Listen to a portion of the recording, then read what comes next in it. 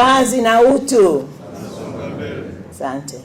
Awali ya yote napenda kumshukuru Mwenyezi Mungu kwa kutuvusha salama na kuingia katika mwaka 2026 na hata kutuwezesha kufika hapa leo kwa ajili ya mkutano huu muhimu. Ninawakaribisha kwa dhati kwenye warsha hii ya kujenga uelewa kuhusu mkakati wa taifa wa elimu ya kidijiti wa 2030 pamoja na miongozo yake ya utekelezaji. Uwepo wenu hapa ni ushahidi wa dhamira yetu ya pamoja kuiboresha na kuibadilisha mifumo ya elimu nchini Tanzania kupitia matumizi bora, salama, yenye uwajibikaji na yanayozingatia maadili ya teknolojia za kidijiti. Ndugu washiriki, mtakubaliana nami kwamba mabadiliko ya kidijiti sio chaguo tena, bali ni hitaji la lazima. Kama ilivyoainishwa katika Dira ya Taifa ya Maendeleo 2050, ustawi wa baadaye wa nchi yetu unategemea nguvu kazi yenye ujuzi wa kidijitali, ubunifu na uwezo wa kujifunza na kuendana na mabadiliko ya teknolojia na soko la ajira. Katika muktadha huu, elimu ndiyo msingi mkuu na nguzo muhimu katika kufanikisha dira hiyo. Nyote mnatambua serikali yetu imeshawekeza kwa kiwango kikubwa katika kuandaa mazingira ambapo mifumo ya kidijiti inaweza kutumika katika sekta ya elimu.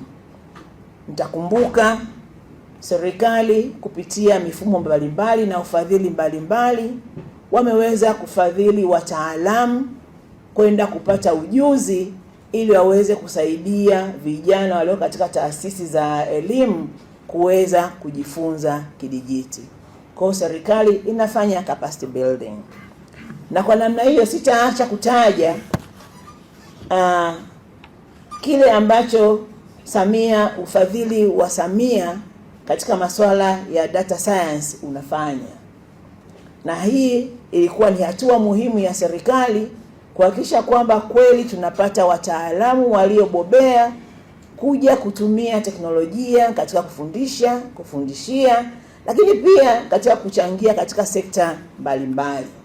Nyote mnafahamu katika mwaka huu wa fedha serikali imeanzisha Samia Scholarship na kufadhili vijana wa Kitanzania waliofanya vizuri zaidi katika masomo ya sayansi kwenda kusomea masuala ya data science, artificial intelligence, robotics and the like.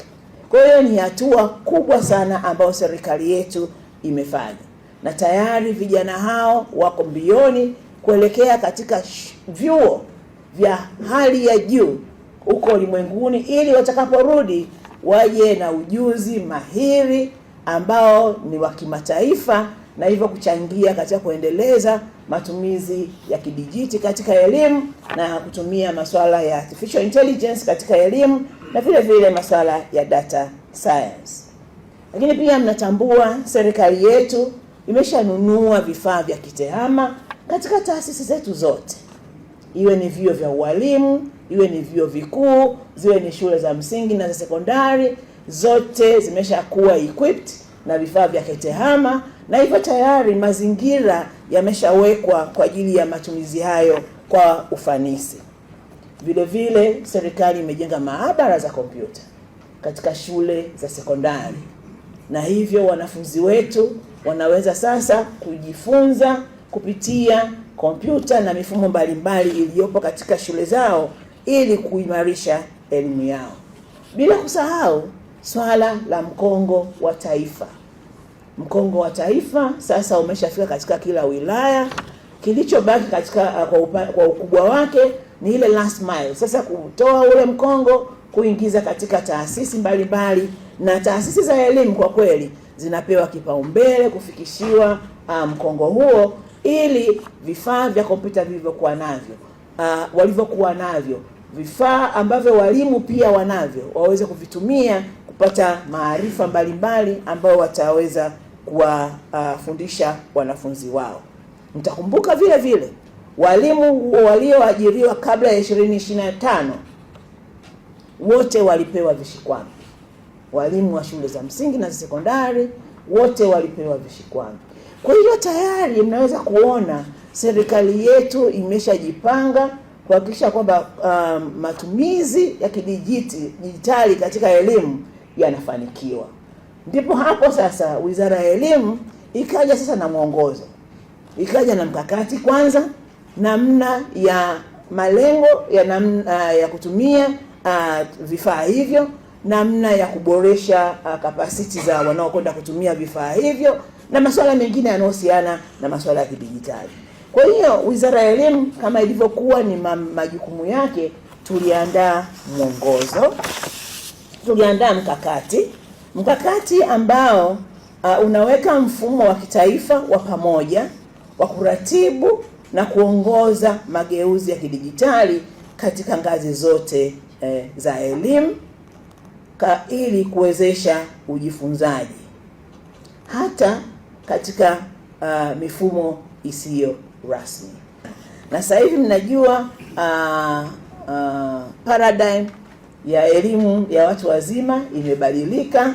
Sasa hivi ni elimu bila ukomo, na tunatamani kwa sababu dunia ni kidijiti, kwa hiyo hata wale ambao watasoma nje ya taasisi za elimu waweze kutumia mifumo hiyo ya kidijitali. Pia tunajua tunafanya hata e-assessment. Kwa hiyo sio tu kujifunza na kufundishia, lakini pia hata kufanya tathmini ya wanafunzi, mifumo hii inaweza kutumika. Sasa mkazo wetu mkubwa ni utekelezaji. Hizo documents tayari tunazo, na wote nafikiri tulishaziona. Kama hatujaziona, ziko pia kwenye website ya Wizara ya Elimu, na tunazo sasa kwa mwaka mmoja uliopita. Ninaamini baadhi yenu walishazisoma, lakini ninafahamu sio kwamba kwa kuanza mkakati huu ndio tunaanza sasa matumizi ya kidijiti. Ukweli ni kwamba vyuo, taasisi mbalimbali za kielimu tayari walikuwa wanafanya matumizi ya kidijiti katika taasisi zao za elimu. Kwa hiyo mkakati unakuja tu kuweka mfumo wa pamoja wa uratibu wa masuala hayo katika sekta. Hivyo sasa mkazo mkubwa sasa ni utekelezaji. Kila mdau wa elimu hapa ana wajibu wa kutafsiri mkakati huu kwa vitendo ili kuboresha ufundishaji na ujifunzaji, usimamizi wa elimu, na hatimaye matokeo makubwa ya elimu yanaweza kupatikana kupitia matumizi bora ya teknolojia za kidijitali.